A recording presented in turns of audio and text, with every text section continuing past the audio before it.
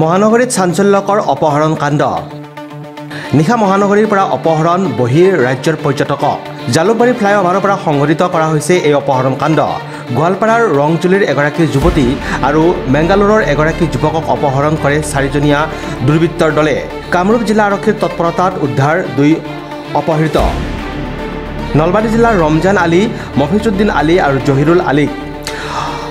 আটক কৰিছে ইতিমধ্যে আৰক্ষীয়ে অভিযানত আহত পাইহাটা চাৰিআলি আৰক্ষী থানা আৰক্ষীয়ে AS01 QC 9447 নম্বৰৰ ছুইফট ডিজায়াৰ বাহনেৰে সংঘটিত কৰা হৈছিল এই অপহৰণ কাণ্ড एक्चुअली हम लोग ट्रैवल कर रहे थे मैं और मेरा दोस्त हाँ वहाँ से 5 लोग उठा लिया हमको किडनैप कर लिया हाँ तो उसके बाद पुलिस ने हवाले करने के बाद वो लोग हमको डर में छोड़ दिया डर में छोड़ दिया और पुलिस वाला को भी मतलब वो कुचल दिया था उसी को सही उसी का गाड़ी एक्सीडेंट करके हाँ वो लोग भागा था आप लोग का साथ मारपीट किया गया और हमारे साथ हाँ हुआ था फिजिकली असल्ट किया आप लोग को कौन कौन था पहचान थे क्या आप 2 लोग को पहचान सकता हूँ बट बाकी का मुझे पता नहीं वो लोग कहाँ का है 2 लोग पता नहीं सर मतलब जान पहचान हुआ था कहाँ कहीं पे मतलब भोजपुरी गाना सुन रहा था सो नहीं मुझे पता है और देखने से आप पहचान लोगे